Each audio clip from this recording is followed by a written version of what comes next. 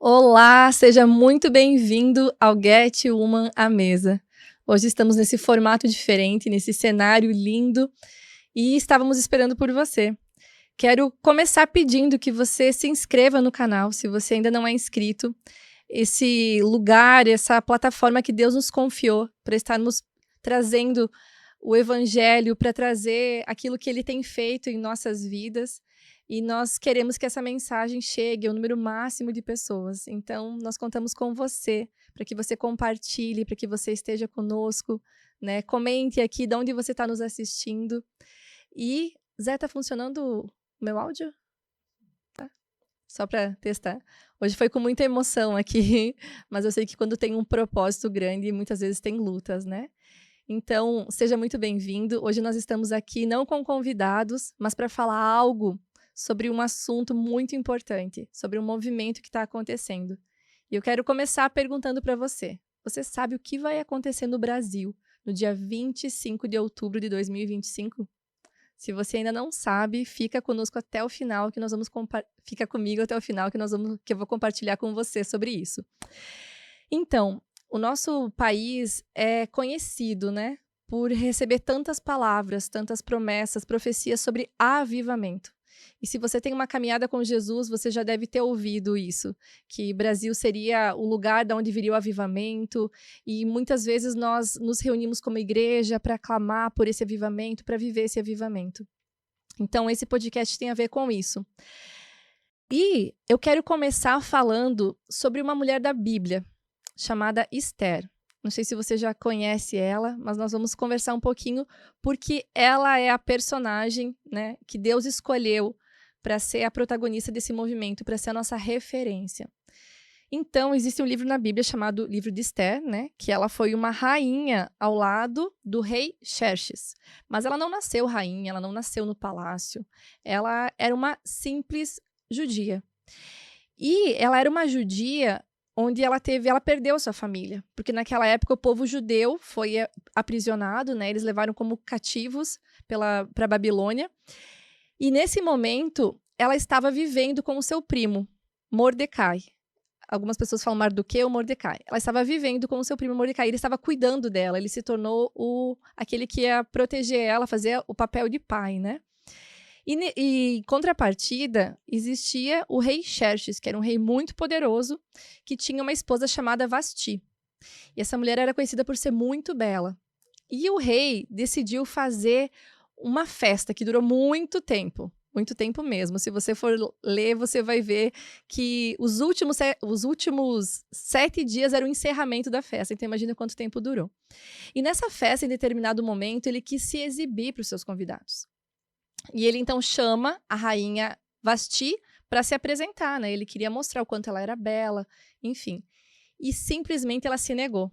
Ela foi rebelde, ela foi insubmissa, ela foi grosseira, né? E decidiu não se apresentar. E aquilo causou uma vergonha muito grande no rei. Imagina, ele queria muito que a esposa dele estivesse ali, né? E agora, o que ele ia fazer com essa situação? Ele pede ajuda para os conselheiros e eles dizem, ela não é mais digna de ser rainha, então vamos destituir Vasti. Não só pelo que ela fez, mas pela influência que ela iria ter sobre as outras mulheres, né? Todas as mulheres têm ela como referência, então Vasti foi um mau exemplo. E nesse momento, eles precisam encontrar uma nova esposa para o rei Xerxes. E começam a divulgar em toda a região que ele estava procurando, né, uma esposa. E eles encontram Esther. Esther, ela tinha o seu nome de origem como Radassa.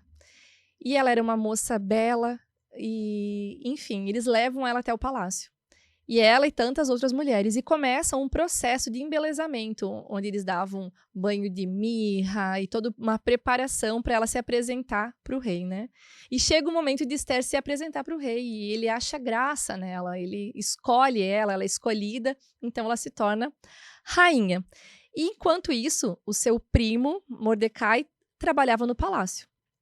E um dia, Mordecai descobre que 2 funcionários do rei estavam tramando contra ele, estavam tramando matar ele. E ele avisa Esther avisa o rei e ele se livra da morte, né? E ele comprova que é verdadeiro aquilo.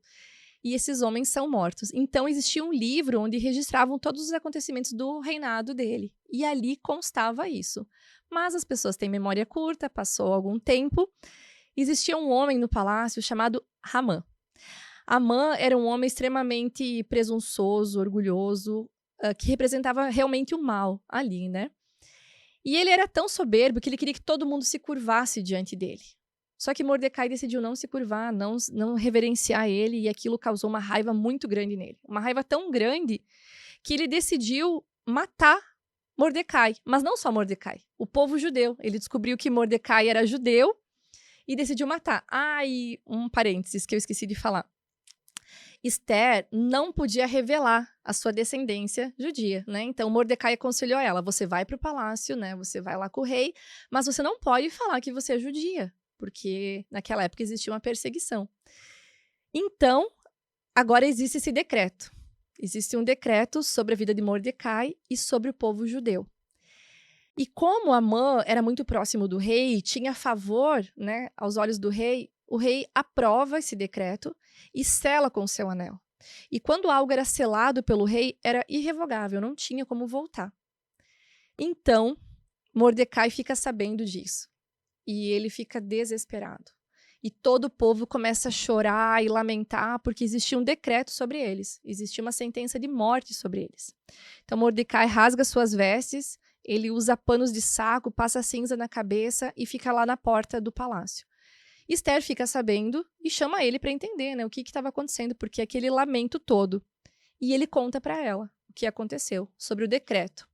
E eu vou abrir com vocês aqui, porque eu quero ler essa fala, que é tão conhecida por nós. Naquele momento, quando Mordecai diz para Esther: você precisa fazer alguma coisa, ela fala que ela não tem como se apresentar para o rei, porque ela só poderia se apresentar ao rei se ele a chamasse, e fazia mais de um mês que ele não chamava ela. Então, se ela aparecesse lá sem ser convidada, ela corria risco de ser morta. E era um medo que ela tinha, né? E olha que interessante, o que Mardoqueu, o primo dela, fala para ela. Não pense que por estar no palácio você escapará quando todos os outros judeus forem mortos. Se ficar calada num momento como esse, alívio e livramento virão de outra parte para os judeus, mas você e seus parentes morrerão. Quem sabe não foi justamente para uma ocasião como esta que você chegou à posição de rainha? Então, naquele momento, Esther foi confrontada pelo seu primo Mordecai. Será que você não chegou nessa posição de rainha para intervir pelo teu povo nesse momento? E eu quero fazer um parênteses agora e perguntar para você, mulher. Será que você não chegou na posição que você chegou hoje? Será que você não foi escolhida por Deus para estar implantada, seja na tua casa, no teu trabalho, para fazer a diferença? Existe um chamado do céu para nós mulheres. Assim como Deus chamou Esther para se posicionar em jejum e oração e para intervir pelo seu povo. Deus está chamando mulheres na nossa nação para se posicionarem. Então, esse é o chamado desse movimento. É Emília Uma Brasil. O Emília Uma Brasil é uma convocação do céu para mulheres se posicionarem, não mais lamentarem, porque nós sabemos quantas coisas estão acontecendo com o nosso país, quantas coisas têm nos preocupado, quantas coisas têm nos entristecido. Nós vemos pessoas dizendo que não querem ter filhos por medo do que vai acontecer com a nação, porque o mundo está perdido, porque como que vai ser, porque as escolas, isso e aquilo. Só que chegou um tempo de nós pararmos, de nos lamentar e agirmos.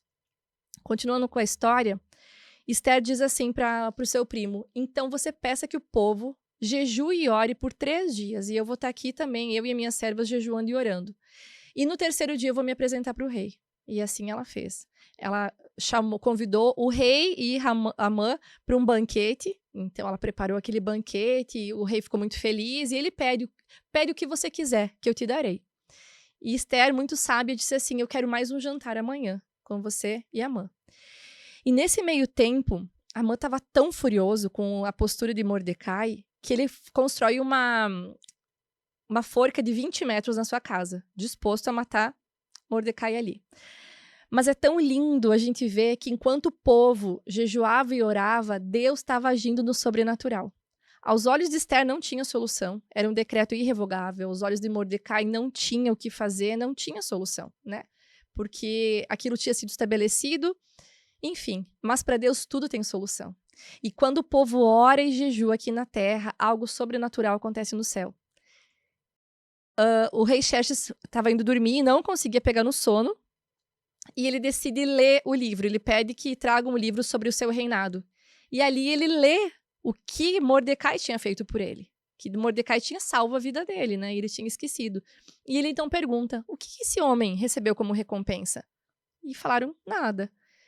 Então o rei chama Amã e diz assim, como eu deveria honrar e agradar um homem que eu estimo muito? Um homem que eu quero agradecer. E Amã achava que o rei estava falando dele mesmo. E diz assim, olha, ele deveria ser vestido e desfilar num cavalo, enfim, deu os detalhes. E o rei disse, é isso que você vai fazer, mas com Mordecai. E Mordecai desfila e todos honram ele recebe a honra que é devida pela sua atitude. E Esther pede mais um jantar com o rei e Amã. E quando chega no jantar, o rei pergunta para Esther novamente, Esther, o que você quer que eu faça? Te darei até metade do meu reinado. Então, nesse momento, ela fala, ela conta tudo o que aconteceu, ela conta o que Amã planejou contra Mordecai e o seu povo, ela revela que ela é judia e ela encontra o favor do rei. O rei, então, decide que Amã seja morto na forca que ele tinha feito para Mordecai. E ele diz para Esther e para Mordecai, olha, vocês têm o meu anel, agora vocês decidam o que fazer, eu não posso revogar o que já foi revogado. Então, eles decidem que o povo judeu iria poder se defender, né? Existia um decreto de perseguição contra eles, mas eles poderiam se defender. E assim acontece, o povo judeu consegue se defender e matam muitos. Então, essa história de Esther é a essência do Emília Ullmann Brasil. Um homem de Deus chamado Lou Eagle. Ele teve uma visão onde muitas mulheres vinham ler o livro de Esther. E esse homem, Lou Eagle, ele é conhecido por vários movimentos, Decol, enfim, Descende, movimentos onde o intuito é orarmos, né? Buscarmos a presença, buscarmos o avivamento. E ano passado, em Washington, teve o primeiro Emília Ullmann, onde eles reuniram aproximadamente 375 mil pessoas lá em Washington, 10 milhões online, e foi um mover, foi um tempo de oração e jejum, e durante aquele movimento, o Espírito Santo conduziu para que o próximo fosse no Brasil. Então, o que eu quero compartilhar com vocês, que vai acontecer dia 25 de outubro, aqui no Brasil, é o Emília Ullmann Brasil. É um chamado do céu, uma convocação, né, para que nós estejamos orando e jejuando. Por quê? Pelo quê? Em primeiro lugar, por arrependimento. Não existe avivamento sem arrependimento. Muitas vezes a gente analisa o nosso coração e fala, ok, vou me arrepender pelos meus pecados, vou me arrepender pelo que eu fiz, pelo que eu pensei. Mas os profetas, nós vemos lá no Antigo Testamento, que eles se arrependiam por uma nação. Eles choravam e lamentavam e pranteavam por uma nação. Eles choravam pelos muros que foram derrubados, eles ansiavam reconstruir o templo. E hoje em dia nós estamos tão envolvidos com o nosso eu, com o nosso ego, com o nosso orgulho, com a nossa vaidade, com as recompensas do reino, com prosperidade, que nós esquecemos de causas mais nobres. E assim como Mordecai falou para Esther, você pode não participar disso, mas não pense que você vai ficar de fora. E eu vejo muitas pessoas, né, falando, eu tô cansada, eu tô sobrecarregada, eu não tenho tempo para isso, eu não quero me envolver. Mas ninguém vai ficar de fora quando as coisas que estão decretadas sobre o Brasil acontecerem. Então, existe essa convocação para nós nos posicionarmos.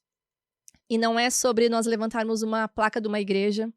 Esse movimento, ele não levanta nenhuma placa de igreja. É um evento interdenominacional, onde o único nome que vai aparecer, que vai reinar, é o nome de Jesus Cristo.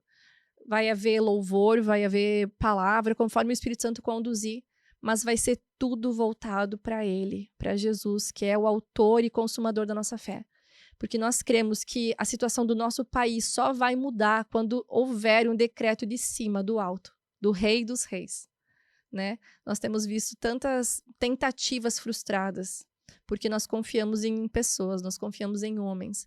Mas assim como Esther conseguiu ganhar o coração do rei, nós cremos que com jejum e oração nós iremos mudar decretos que existem sobre a nossa nação. Então isso que está acontecendo não é só sobre a nossa geração, mas é sobre os nossos filhos, sobre os nossos netos. Se nós nos calarmos, quem vai falar? Quem vai reivindicar? Quem vai? Então, mulher, você que está assistindo, seja uma Esther nesse tempo. Ouça esse chamado do céu. Se posicione em jejum e oração. Homem, seja um Mordecai, apoie a sua esposa, pastores, apoiem as suas lideradas para que nós estejamos nessa batalha, mas não com armas naturais, com armas espirituais. Então, o principal alvo, né, da nossa oração é o arrependimento. Arrependimento pelo rumo que o nosso país tomou, arrependimento pelo rumo que a igreja muitas vezes tomou, arrependimento pela política, enfim, arrependimento. Esse movimento não é político, esse movimento é algo realmente pela nossa nação, independente de qualquer coisa, acima de todas as coisas, pelo reino de Deus, para que aquilo que Deus tem preparado para o Brasil se cumpra. E o terceiro ponto, então, que nós estamos orando e clamando é pelo dia 25. Você imagina nós reunirmos 1 milhão de pessoas em São Paulo, com o único objetivo, orar e clamar. Eu tenho certeza que todas as palavras que existem sobre o Brasil se cumprirão. E você pode fazer parte disso, você pode só assistir, ou você pode realmente estar ativamente. O que vai acontecer dia 25 de outubro é o resultado do que nós já estamos vivendo, né? Então, nós temos chamado mulheres para se levantarem. Como? Reunindo outras mulheres, reunindo né, as pessoas próximas, seja na tua igreja, seja na sua célula, seja no teu prédio, para semanalmente estarmos ali, 30 minutos, né, orando juntas em unidade, jejuando. Eu represento a região sul, tenho orgulho de representar Paraná, Santa Catarina e Rio Grande do Sul, algo que realmente não faz sentido, mas Deus me confiou isso. E eu tenho orgulho de dizer que eu sou gaúcha, nasci em Erechim, então eu represento o Rio Grande do Sul. Morei minha vida toda em Chapecó, Santa Catarina, cidade que eu amo, e atualmente estou em Curitiba, no Paraná. Então, tenho um pouquinho de cada estado no meu coração. E nós sabemos, né, que sobre o Sul existe uma prosperidade, existe algo muito precioso. E nós precisamos honrar isso, nós precisamos honrar essa posição que Deus nos colocou como mulheres que representam esses estados. E eu quero ler com vocês, se você entrar no site do Emília Uma Brasil, ali você vai ter todas as informações sobre o dia 25, você vai ter as atualizações, o local, o dia, tudo que vai acontecer você encontra lá. E lá você encontra também algumas profecias que foram declaradas sobre o Brasil. A mais antiga que consta ali é de 1912. Olha o que diz. Gunnar Wingren é um missionário sueco que fundou a Assembleia de Deus no Brasil. Wingren profetizou que de uma cidade chamada Belém seria derramado tamanho poder de Deus que resultaria no último e mais poderoso despertar da terra. Em 1935, Branham profetizou que nas margens pobres da América do Sul surgiria um povo marchando contra a imoralidade e que o Brasil levantaria uma bandeira em nome do Senhor. E isto foi após a Segunda Guerra Mundial. E agora vamos para os mais novos. Tem uma série de promessas, de profecias sobre o Brasil. Em 2011, Mike Murdock declarou que uma onda de prosperidade seria vindo sobre o Brasil, um despertar profético que vai fluir das margens para revelar o poder de Deus nos últimos dias. Morris Cerullo, que também é uma grande referência, declarou que o Brasil foi escolhido para trazer um avivamento para os últimos dias. A nação será banhada de amor e justiça em nome do Senhor. E uma estação de prosperidade virá sobre o Brasil, libertando o país da pobreza. Olha que loucura, isso foi em 2011. Rod Parsley declarou que o derramamento do Espírito Santo feito sobre Pensacola iria pairar sobre o Brasil. E que as praças serão cheias de pessoas louvando a Deus. O Brasil é um país para a adoração. Uau! Um país que nós vemos tantas notícias, né, ruins, onde constantemente a gente se depara com uma realidade que nos entristece como brasileiro, porque nós amamos a nossa nação, nós acreditamos, mas nós temos nos entristecido. E olhar para essas promessas nos trazem esperança, que o plano de Deus é muito maior do que o nosso. Então, mulheres, que nós sejamos essas, que nós sejamos a Esther do nosso tempo, da nossa geração, que se levanta com autoridade, né? Submissa ao rei, porque nós sabemos que Deus colocou um cabeça sobre nós, mas que nós estejamos marchando, sabe? Orando e jejuando por isso. Eu quero compartilhar com vocês um texto que está em Esdras 3. É muito interessante como o Espírito Santo comunica. E antes de eu entrar para o Emília Uma Brasil, um dia eu estava orando e eu disse assim, Deus, o que o Senhor tem falado? O que o céu está falando? O que o Senhor quer que a gente reflita? E ele me trouxe aqui, sobre reconstrução. Arrependimento que antecede o avivamento. Eu até escrevi num post-it, vou mostrar aqui para vocês. Chorar pelo pecado dos outros. Chorar por terem destruído a obra-prima de Deus. Cada um de nós, você, nós somos uma obra-prima de Deus. E tantas coisas, tantas distorções têm acontecido que nós temos sido destruídos. E eu imagino o coração de Deus se entristecendo com isso. E ele pergunta, você tem coragem de se arrepender por isso? Você tem coragem de chorar? Você tem a ousadia? Você tem a disponibilidade de se arrepender pelo pecado dos outros de uma nação? Em Esdras 3 fala que ele começou a reconstruir o templo. Mas o que eu acho mais lindo é que ele fala assim, que antes, agora eu não vou achar o versículo, que antes de reconstruir qualquer coisa, aqui, deixa eu achar.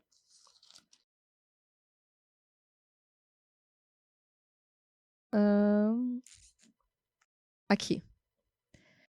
Eles e seus companheiros, para reconstruir o altar do Deus de Israel, queriam apresentar holocaustos ali, conforme a instrução da lei de Moisés. Ou seja, aos olhos humanos, né? Quando você vê um templo destruído.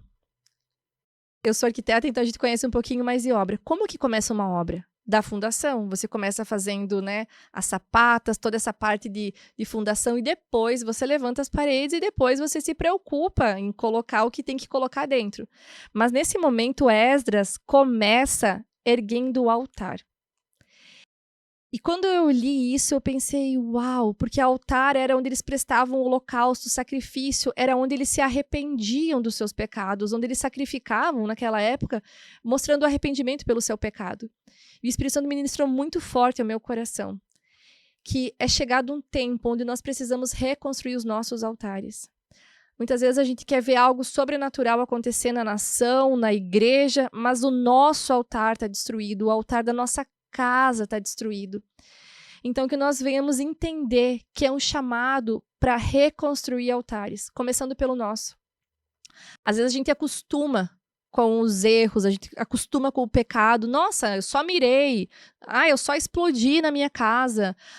Eu só estou reclamando, eu só estou murmurando porque é válido, é digno. Será? Será que não é tempo de nós nos arrependermos, mulheres, por nós estarmos tão sobrecarregadas? Sobrecarregada de coisas que, sim, a demanda é grande, né? Vou falar a verdade, eu saí de casa com uma pilha enorme de roupa para dobrar, me sentindo, né, muitas vezes insuficiente, mas muitas vezes a gente assume compromissos que nós não fomos chamadas. Muitas vezes a gente está tão distraída com coisas lá fora, muitas vezes a gente está tentando preencher um vazio, muitas vezes a gente está tentando buscar um reconhecimento, assumindo tantos compromissos, que não era o que o Senhor nos pediu. E aí o nosso altar está destruído. O altar da nossa casa está destruído. Nós vemos filhos órfãos de pais vivos. Mães que estão buscando tanto, né? A gente já falou aqui nos podcasts, um reconhecimento lá fora, enquanto os seus filhos aqui dentro estão clamando por atenção. E muitas vezes nós, como os pastores e líderes, cuidamos de tantas pessoas, apacentamos tantos corações. Temos tanta paciência com o pecado do outro, tanta compreensão, e com os nossos de casa nós somos intolerantes. Nós queremos a qualquer custo convencer os nossos filhos que eles estão errados. Muitas vezes a gente não permite que o Espírito Santo faça o processo de arrependimento, de transformação. Nós queremos colocar as nossas mãos. Então é um tempo de arrependimento. É um arrependimento genuíno, sabe? para que realmente seja de dentro para fora, do micro para o macro. O que vai acontecer lá em São Paulo começa com a restauração do teu casamento. Começa com a restauração do teu relacionamento com os teus filhos.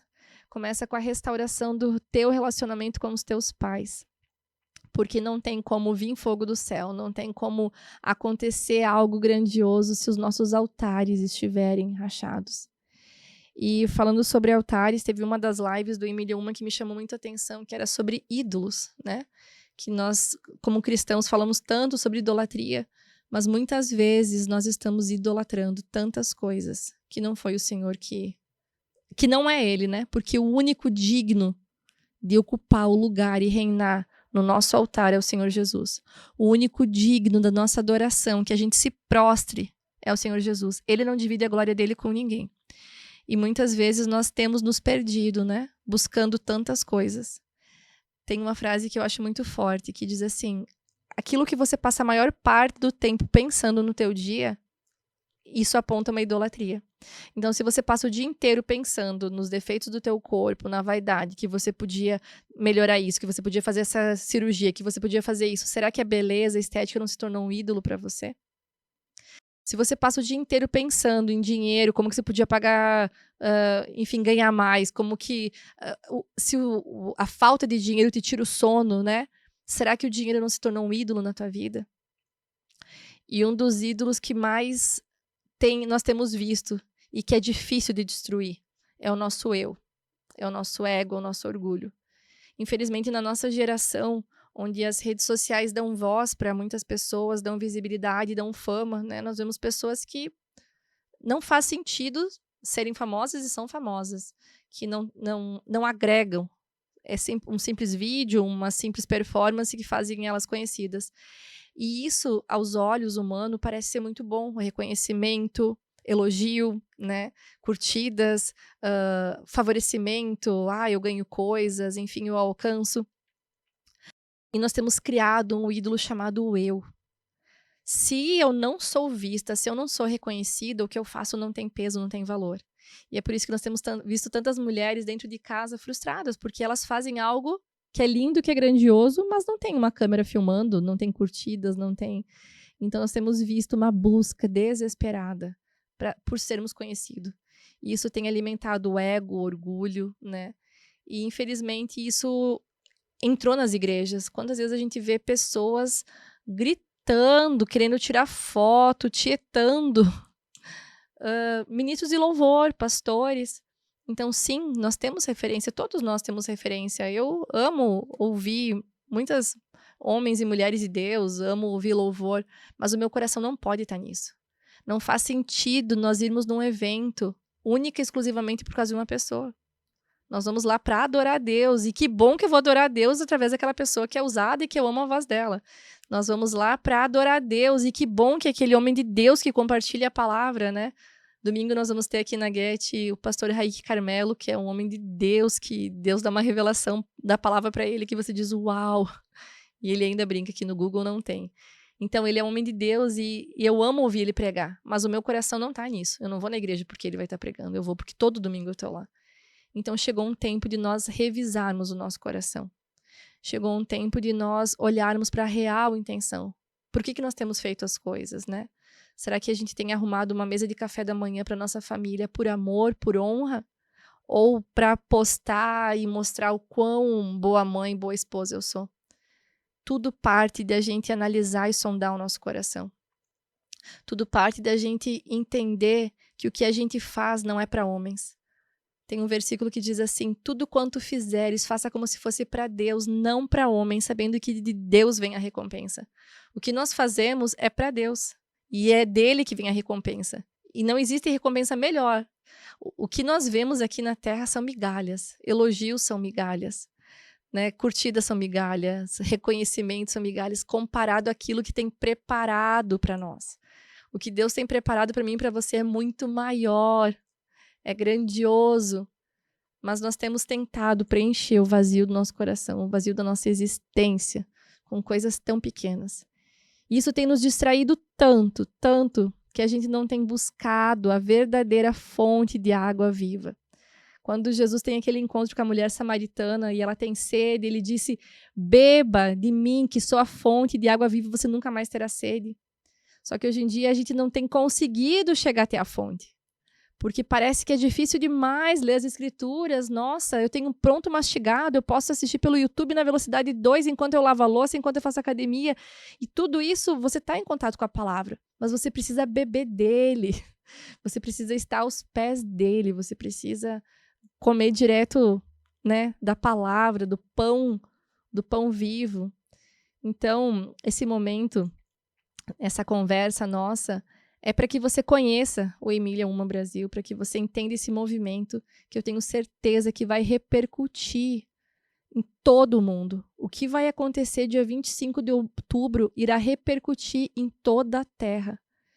Essas palavras que foram liberadas sobre o Brasil irão se cumprir. Mas ela começa hoje, já começou, na verdade.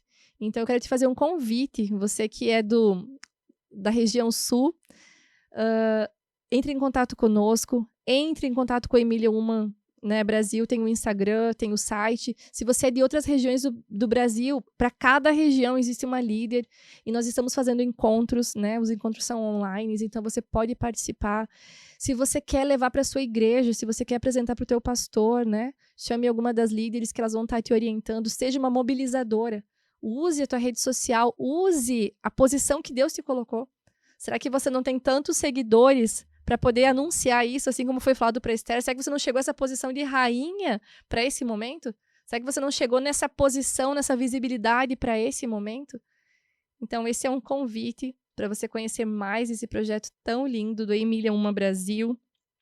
Também para você criar curiosidade de conhecer mais sobre a história de Esther. É um livro tão lindo, né? Você pode ler em família, você pode ler com seus filhos. Tem até uma série muito legal sobre a Rainha Esther, para você conhecer mais.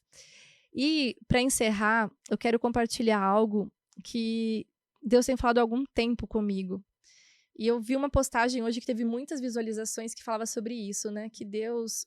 Não lembro como que era o termo, que Deus odeia pressa, que Deus odeia correria, enfim. Então, hoje é sexta-feira, né? Amanhã, sábado, domingo. E durante muito tempo eu tive um grande desafio, que era descansar. Eu me sentia extremamente culpada se eu descansasse. E foi um processo, onde eu tive que praticar o descanso. Eu digo que assim como a gente pratica um segundo idioma, uma segunda língua, assim como você pratica um esporte, né? Eu não fui ensinada a descansar. Eu vi meus pais sempre trabalhando muito, e eu fui ensinada assim, e eu me sentia bem sendo útil e produtiva. Então eu pensava assim, enquanto o meu marido e os meus filhos descansam, assistem TV, eu não preciso disso. Eu posso trabalhar, eu posso ser produtiva. E isso é algo que até hoje eu preciso muito fiscalizar, sabe? Eu preciso estar atenta. Porque se descansar, o Ismael, sobrinho, fala isso, né? Se descansar fosse fácil, não seria mandamento. Então Deus estabeleceu o descanso. Ele sendo Deus, ele não precisaria descansar. Mas ele estava nos ensinando, como um bom pai que não só fala, mas dá exemplo, Deus estava nos ensinando, né, a descansar. E muitas vezes isso é difícil numa sociedade que é tão produtiva e competitiva, né? Enquanto você está descansando, você pensa, alguém está produzindo, alguém está ganhando dinheiro, alguém está faturando, alguém está... Enfim. E tem uma frase dele também, do Ismael Sobrinho, que ele dizia assim: trabalhe enquanto os outros descansam e corra o risco de sofrer um burnout, um AVC. Então isso é muito sério. Nós temos negligenciado algo que é mandamento. Assim como o celular precisa carregar, assim como o carro precisa de revisão, botar combustível, enfim, nós precisamos do descanso. O descanso faz parte do nosso processo, né? Quando você está descansado, você consegue fluir mais no espírito, você consegue administrar mais as coisas que Deus te confiou. Então eu quero te convidar a praticar o descanso. Você tem o final de semana pela frente, seja intencional. Não é sobre quantidade muitas vezes, mas é sobre qualidade, né? Que você tenha um tempo de descanso em família, seja passeando, seja conversando, seja olhando fotos, por que não? Nós temos nos perdido com isso aqui, né? A gente acha que isso aqui é descansar. A gente tá tão cansado que a gente diz assim, eu vou olhar uns reels, eu vou dar uma risada e eu vou descansar. E aí tá cada um dentro de casa com o celular, com um eletrônico, buscando descanso e não encontra, porque as pessoas continuam cansadas e sobrecarregadas. E chega segunda-feira e parece que o cansaço continua, né, permanece. Então, que seja uma convocação para você praticar o descanso. Valorize isso, entenda realmente como algo que é importante para Deus. Isso é importante para Deus, é importante para nós. Se Deus colocou como prioridade, tem que ser prioridade para nós. Porque muitas vezes a conta chega, né? Muitas vezes do nada tive uma crise, do nada entrei em depressão, do nada surtei. Nunca é do nada. Então, a dica de hoje é pratique o descanso. Amém? Quero encerrar o nosso Get Uma Mesa de hoje falando que eu espero você esse final de semana, domingo, 18 horas, nosso culto. E também quero fazer uma oração. Vamos começar hoje, agora, orando, clamando pela nossa nação. Amém? Se você que está aí do outro lado puder fechar os teus olhos, estar orando comigo, o Espírito Santo, ele testifica, né? E assim como ele está aqui comigo, ele está aí com você. E quando nós todos nos unirmos, né, por um único objetivo, eu creio que o Senhor estenderá, né, o seu cetro, o favor dele sobre nós, sobre a sua vida, sobre a nossa nação. Amém? Vamos orar?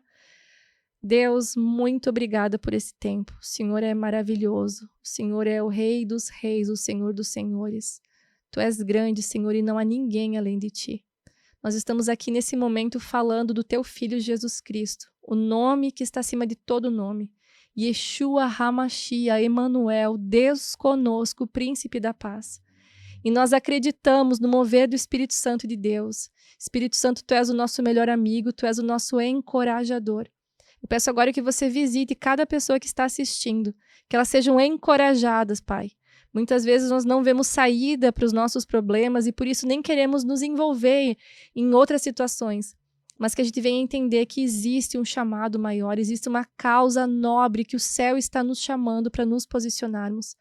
Pai, levanta Estés nessa nação, levanta Mordecais nessa nação, Pai, homens e mulheres posicionados, homens e mulheres que não se dobram, Pai, homens e mulheres que creem na intervenção do Senhor, homens e mulheres que creem, Senhor Deus, na anulação de decretos, de sentenças e que acreditam na nossa nação, acreditam que virá socorro do céu.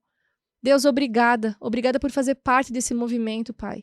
Nós queremos consagrar o dia 25 de outubro ao Senhor, que tudo aquilo que está previsto no céu aconteça aqui na terra, que o teu favor esteja sobre esse movimento, Pai, abençoa a Lu, todos os líderes, todos os pastores que estão envolvidos, e que nós possamos glorificar o Senhor por tudo aquilo que o Senhor está fazendo e irá fazer. Em nome de Jesus. Amém. Muito obrigada pela sua companhia. Você pode deixar aqui nos comentários qualquer dúvida que você tiver. Você pode entrar no site do Emília Uma Brasil, no Instagram. E espero você na próxima semana. Deus abençoe.